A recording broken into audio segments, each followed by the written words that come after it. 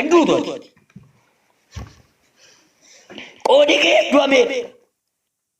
Duguma balbala rukutani balbal iddo kilasi ada make jirtu rufani rukutani postati ila kun dua ke tiosin jalan malesa annama kan berabide kan kokana dura tumura meraidi. Posta keessa kaanii laa kun du'a kee dheereetu fidanii dhufanii hin jiru kan kootu mura annama kan biraadatti fiddee kan kootu muramaadhaani. Dhugaadhaaf amma namoota tokko hirriba keessa oolu taalanii kaanii maal taate itti gaafate du'an argee du'an argee du'a isa kam argitaayi isa kanaan dura sii du'ame eessaa dhuftee argitaayi. Jireenya argi malee obboleettii sii du'ame laate jireenya sii kenna eessaa fiddee argitaayi. Tumuramaalo fixeeraadhaaf Phaawulos akkana waaqumti Phaawulos hin eebbisu. Filaasiyaas keessa fannoo irrattiidhaaf duguugeedhaaf Yesuus duguugee maqaa keessan dhaate tokko ta'uudhaani. Amma hoteela tokko yoo deemtanii hoteela tokko abbootiin qabeenyaa baajata gurguddaa qaban hoteela seenaniitu harka qalleeyyii yoo dhufana nyaatanii jedhaniitu dhaqanii kaffalu. Kaffalanii malee callisanii ma. Achi booddee namni tokko sodaatama yoo birriin qabu ta'e sodaatama dhaqee hin nyaatu. Achi booddee taa'ee nyaateetu maal rakkina qabdaa waan akkasii maal kaffalachuu hin danda'u. Bakka hawarra kaffalamee keessa jira waan ta'eef isaanitti galmeessinaa hawarra kaffalamee keessa galii jedhu. Amma beektanis yaa tokko utuu isin hin beekin taaksii keessatti yookaan konkolaataa keessatti utuu isin hin beekin namni isin beektan isinii wajjin taaksii lixeetu yookaan konkolaataa lixee ta'u karaa fagoo deemtanii yoo duuba keessan taa'aa isin garagaltanii nagarree ta'ee birrii baaftanii gaafa isin raddaatitti kennuuf jettan sii kaffalameera. Yoo kaffaletti gaafa garagaltu namatti beektu duuba kee jira. Laa booddee birrii kee kiisii keetti deeffattee kaffalamaadha wanta mirkattee taaksii keetiin deemtan duu barbaade dhattee galta. Biyya lafaa keessa maaliif korree jiraanna beektu? Akkaawuntiif kiisii keenya guutuu miti kaffalamaadha. Herrega kaffalamaatti immoo maaltu mataana cabseena? Boloota nana dhagaartu misiraachoo galgala gala Waaqayyo isinii qabu ilma koo Yesuusin herrega keessan cufeera. Baga jaalala kaffalamaadha jedhee amma bee Waaqayyomti Waaquma jaalalaadha uuma isaa. Sirni Waaqayyoo guutummaan isaa sirna jaalalaadha. Hooggansi Waaqayyoo hooggansa jaalalaadha. Amma waa tokkotu na dhibee gidduu kana. Waa tokkotu na dhibe. Biyya lafaa kanarra wanti Waaqayyo uume kan hin dhumin hin jiru. Bosona baay'eetu dhume kan isin beektan naannoo mana keessaniiti. Bineensota baay'ee dhume dur kan isin beektan amma lafarra hin jiran. Nama caalaa jechuudha. Takka Waaqayyo waaqarraa bineensa dhume dubbatee hin beeku. Bosona ciramee badee bosona ciramee dhume Waaqayyo falmee hin beeku. Uumama harka isaati garuu. Isinii gala nama tokkittiidhaaf garuu gaafa abeelduu waaqarraa eekkame. Gaafa naabotduu waaqarraa eekkame. Bala shida borra badala. Ina mantu arsini dubbata. Halka walakka waan dhufee lubbuu keetti falmuttisiin eekamaadha Waaqayyo. Badala barra shida boladana badala. Alombe akkanaan jedhu Waaqayyo. Waan jireenya keetti lubbuu keetti falmu lubbuu kee adamsu lubbuu kee gaadhutti galgala kanaan itti siin eekamaadha. Ittisi dubbata Waaqayyo isiidha deebii irraadha. Amma waa tokko sitti hima. Museen gaafa du'ee reeffa Museetti dhaqeetu seexanatu quba isaatti buusuu barbaade tuttuqee ilaaluu barbaade. Ergamaan Mikaa'el dhaqeera reeffa Musee irratti ergamoota seexanaatiin loleera. Reeffan jedhee ijoolli tuni gaggee du'ee ka'eeti. Reeffa Musee irratti dhaqee lolee. Waaqayyo erga reeffa ijoollee isaa tiksa ta'e siin nama lubbuudhaan jiru attatti dabarsee du'atti kenna. Ati koo nama lubbuudhaan jirudha. Attatti si dhiisa si Waaqayyo. Attatti dabarsee du'atti si kenna si Waaqayyo. Daawud akkanu yeroo seexanni xiyya qopheessuudhaaf Waaqayyo gaachana qopheessaa jira. irraan eebisachuudhaaf. Sigaleedha. Yeroo seetanii waraana isaa ergu Waaqayyo moddoo kannaa holqa qopheessaa jedhama. Da'oo qopheessaa jedhama. Barashida luba danama yamorra badalaba.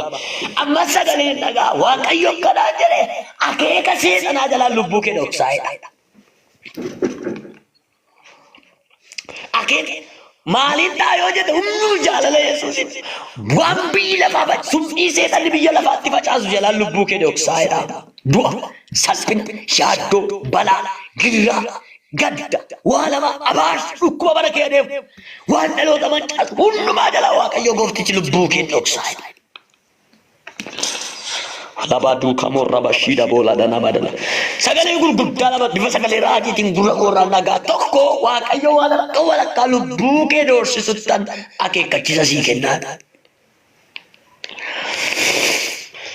Labashida borra waan si doorsisu waan si ari'atu galgala kanaa kaasee dura sii dhaabata. Lammaffaan Waaqayyo gooftaan waan addunyaa kanatti gadhiifamu jalaa lubbuu kee dhoksaa. Biyya lafaatti waan gadhiifamu addunyaa kanatti waan gadhiifamu jalaan lubbuu kee dhoksaa. Sababiin isaa obboloota nana dhaggeeffadhaa isin mallattoo dhiiga hoolichaa ofirraa qabdu. Isin kaadhimamtoota hoolichaati abbaan arge quba sitti hin buusu. Harka keessa olkaasaa ani jaallatameera jedha. Dabalaa Yesuus na jaallateera jedha. Dhiiga isaa mallattoo natti godheera jedha. Haleluuyaa. Hin beeku kumaatama keessaa iddoo ati jirtu baqachuu jalqaba. Dhiigicha sirratti argee, fannoolicha sirratti argee, hafuuricha sirratti argee, ayyaanicha sirratti argee. Haleluuyaa. Akka jedhu Phaawulos karaa isa nu jaallateera. Amma boo deebisee karaa isa nu jaallatee mo'icha guddaa argannaa.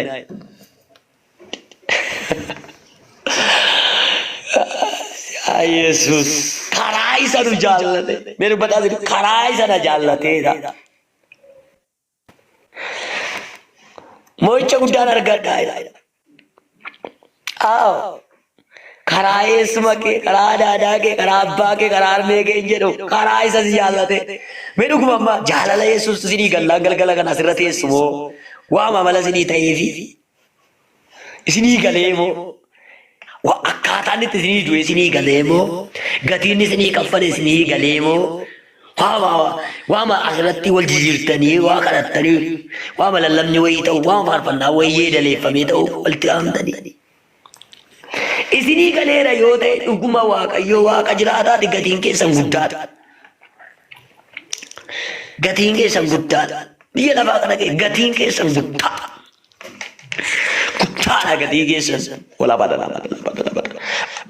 Akka dhee Waaqayyo Abiraamiin lammii kee qomoo kee firaaf lammii kee hundumaa yoo dhiiftee baateedhaaf jedhee sin eebbisaa. Maal sirra naa caalaalee abbaan maal sirra naa caalee ariyaati maal sirra naa caalee biyyaan keessatti dhaladhe dhiisee sokkinaani akka dheedu erga akkas goote gatii kee guddaan godhane Waaqayyo moteelaa sana kee wah Rashida bola dada badala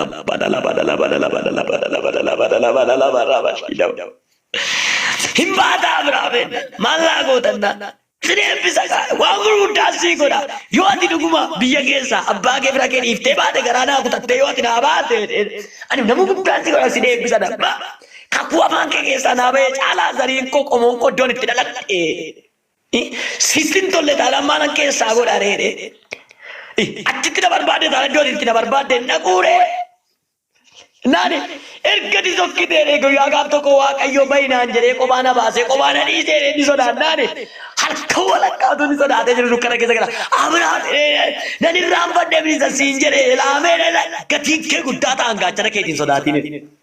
Ameen. Bala sida borra halifa dana badala badala. Ergatina jallatte re. Amma waa tokko jira.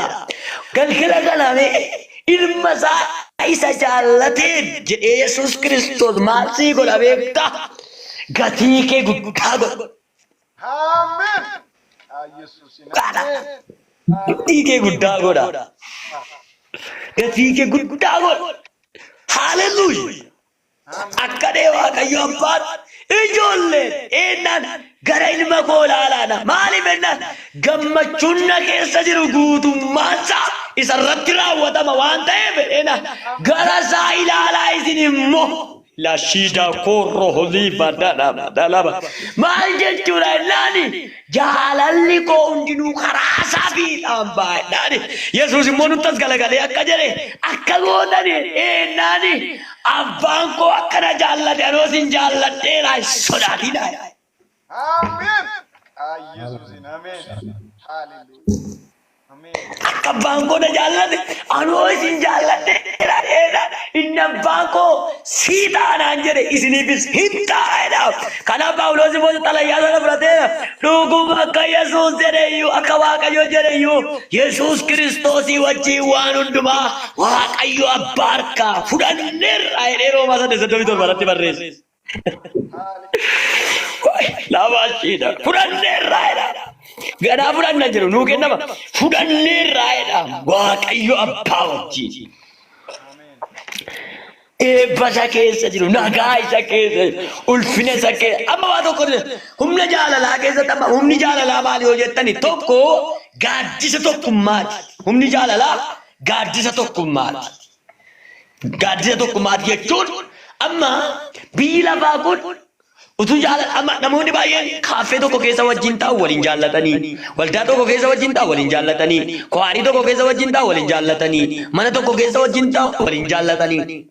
Rakkinni suni utuu jaalala isaanii keessa jiraate gaaddisa amma namni tokko horiin namoota lafa gaaddisa jiru gurmaa'ee dhaqee taa'anii amma tuumni jaalalaa keessa jiraate bakka jaalala walitti nu qaba jechuudha. Sinii galaara Phaawulos akkanu inni biyya lafaa hundumaa jaallate biyya lafaa hundumaa Roomaa, Giriikii, Yuudii, Samaariyaa, Tigiree, Amaara, Oromoo Qomoo hundumaa jaallateera hundumaa jaallate. Yesuus Kiristoos jechuun Yesuus Kiristoos warra kan pheenxee qofaa miti kan biyya lafaa hundumaa kan nama hundumaa du'i Yesuus du'e kan biyya lafaa hundumaati dhaggeeffadhaa hundi keessa. Yesuus warra pheenxee duwwaaf hin duune Yesuus Oromoo qofaaf hin duune Yesuus Amaaraa qofaaf hin duune Yesuus Musliimaaf du'e Yesuus warra alaaf du'e warra Arabaaf du'e Yesuus warra adii gurraacha saba lafarra jiran hundumaaf du'eera Yesuus kan nama hundumaati Yesuus. Saba kana hundumaa moo gaaddisa tokko jalatti kan walitti qabu humna jaalalaa qofa. Humna jaalalaa. Lafa isin itti dhalattan hin beeku nama zarii keessan hin beeku bara isin dhalattan hin beeku eenyu akka isin taatan hin beeku iddoo isin jirtan hin beeku walii wajjin teenya akka nu dubbii gara hirmaannu kan godhe garuu humna jaalala Yesuus kaffaleen humna jaalala Yesuus keessa ba'e. Utuu Yesuus nu jaalala ta'e foonu kan lafa onaa keessatti hafu beektu. Mannu barbaada matu Yesuus nu jaalala ta'e. Tu Yesuus gara keenya nu fide ta'e moo? Eewutu dhufee dhimma keenya qaban jedhe eewutu nu barbaada. Eewutu eenyuma gara keenya dhufa. Eewun nu beeke. Waa tokko isinitti hima jabeesse nu jaallachuu Yesuus dhaloota baay'ee nu jaallachiise. Hallelujah. Sinii galeera. Foolii Yesuus nutti baafate namoota baay'ee duratti nu urgeesse.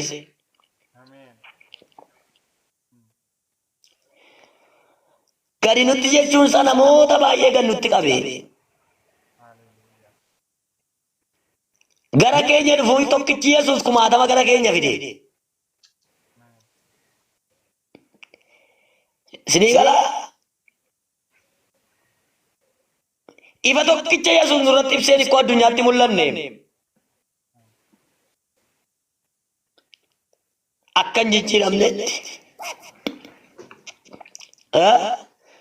Naafumni jaalala isaa gaaddisa tokkummaati. Inni lammaffaan humna mo'ichaati. Kanuma dubbadheen irratti isinii kadhadha Waaqayyoo yoo isinitti dheeresse ta'e hin beeku. Humni jaalalaa humna mo'ichaati. Yesuus boombii darbate hin qabu, ciis boombii dhukaase hin qabu. Hoomaa waraanaa jaarrate hin qabu, jaalalumaan addunyaa kana jilbeeffachiise.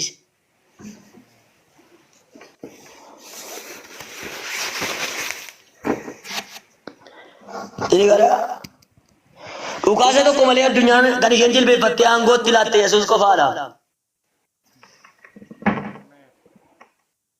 Dhaabattee miti jilbeeffatteetti laatte. Utuun rukutiin utuun qabalii. Utuun ifati. Duguugdee olaantummaa isheetti laatte Yesuusitti. Inni immoo hunda ishee owwaalee ofiisaa owwaala keessaa ba'ee qulfii isaa fuudhee ijoollee isaaf laatee aboona irra ture isinii kenneera jedhe. Saseetan harka ture harkaa fuudhee siif laate eermoof laate. Yoobsaniif laate saseetan harka ture. Mookeef laate seetan harka ture fuudheetu gabbu'ee dhaqee iddoo isheen owwaaltee fidee dhufeetu.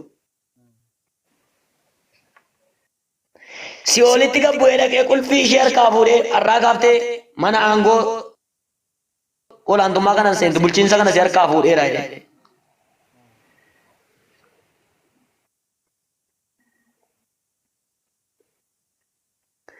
Nagaama sagalee.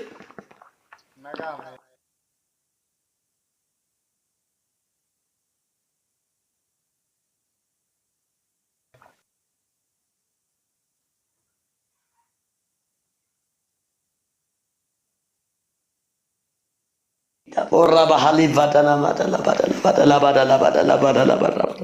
Humna mo'ichaati. Kanaaf Phaawulos si dhiibnee irraa